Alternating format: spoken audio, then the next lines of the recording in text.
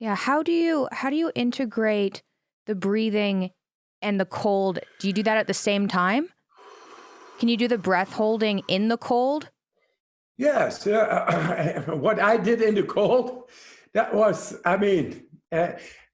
when I get a group of motivated people and I bring them to my center in Poland, and I'm there, 100 people.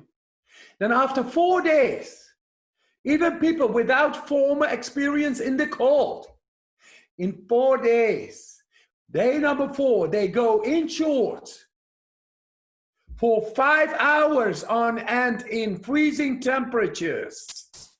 Men, women, regardless the age or even condition. What is that?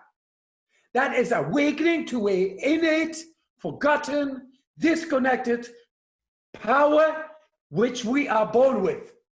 And I found the way to awaken it within a couple of days. So how did you train them? What did you do?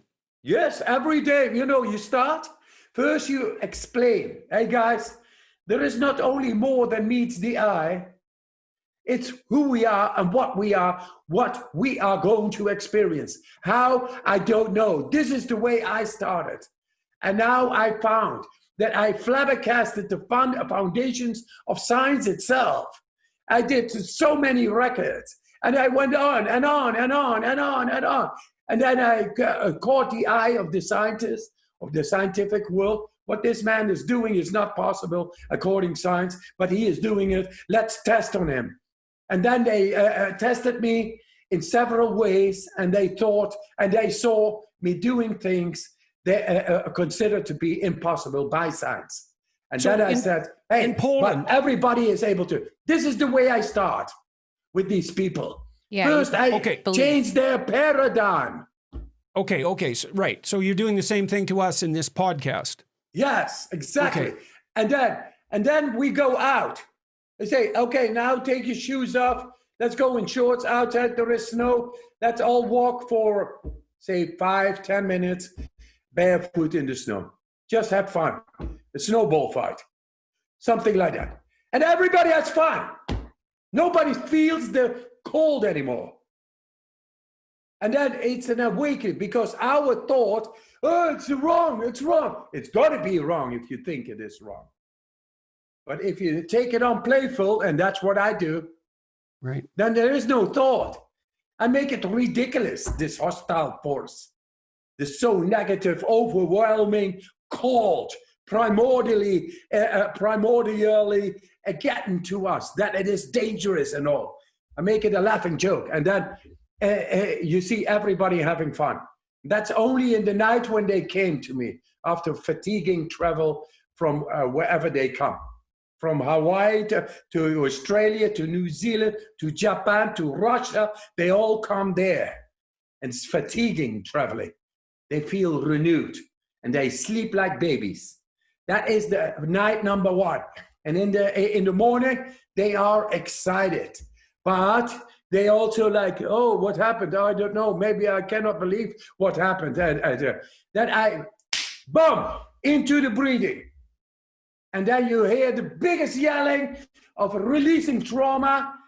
And I go to the ancestors and everything. Because I know how to open up the closed up proteins because of traumatic experiences. What do you mean that you go to the ancestors? What do you mean by that? That is anything that is genetically encrypted in our gene expressions and closed up is because of a genetical past.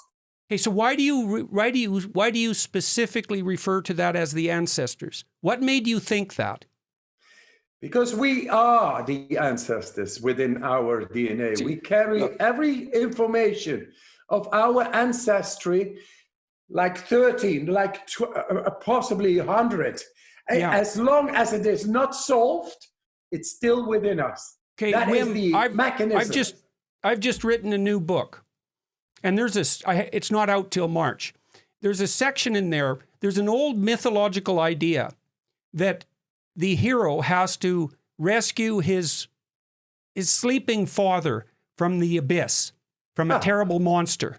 And yes. I construed that in the book as the ability to awaken sleeping ancestral forces, likely coded genetically, as a consequence of voluntary exposure to stress. Yes. Coincidental. There we come together, Jordan.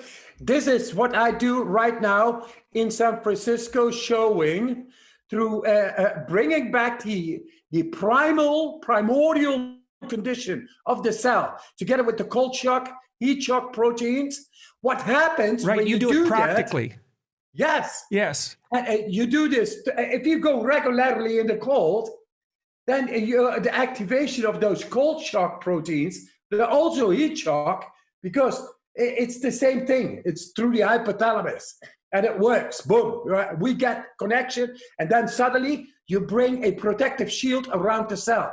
What happens inside? The war is over, guys. We can go into repair. And then you neurosignaling. We talked about neurosignaling. I was able to bring a cold water on the skin temperature not going down. That is And how physical. long can you do that for? How long can you maintain as it? long as it takes. As long as it takes. That is the power of our mind, intention. It's a real undiscovered area of psychiatry, which I have discovered together with Professor Weibach, Divakar, and Professor Otto Musik in Detroit. Do you have to eat? Do you have to eat more because of that? No, absolutely not. It's the power of your intention. Your intention is able, this is a general universal principle of our mind, only not awakened. It was not discovered. The first time somebody ran the 4 miles in a certain incredible time, year later, 20 could do it. That's in the mind.